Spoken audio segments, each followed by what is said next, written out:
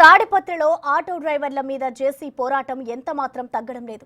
ఇప్పటికైనా ఆటో డ్రైవర్లు మారాలని హెచ్చరిస్తున్నారు జేసీ ప్రభాకర్ రెడ్డి. ఆటో నడిపేటప్పుడు డ్రైవర్ పక్కన ఎవరు కూర్చున్నా తాను వారి ఆటోను రవాణా అధికారులకు పట్టిస్తారని అన్నారు.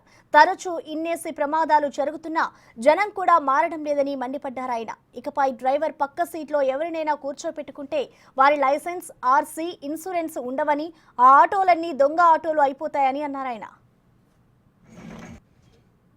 వాళ్ళకి నమస్కారం.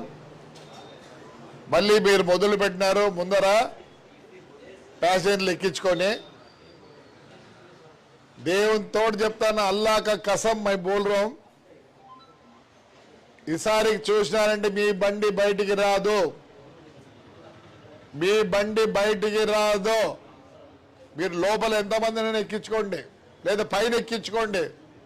డ్రైవర్ దగ్గర ఈసారి కనపచ్చినాదంటే మీకు ఆర్సీ లేదు, ఇన్సూరెన్స్ లేదు, డ్రైవింగ్ లైసెన్స్ లేదు. మీరు కూడా బతకాలని చెప్పే ఉద్దేశంతో మేము కూడా ఉన్నాం. ముందర మళ్ళీ నలుగురు కనపడితే ఎక్కడ కనపడినా కానీ ఈసారిగా ఆర్టీఓ ఆఫీస్ పట్టిస్తా. పోలీస్ స్టేషన్ కాదు, పోలీస్ స్టేషన్ కాదు, ఆర్టీఓ ఆఫీస్కి పట్టిస్తాను.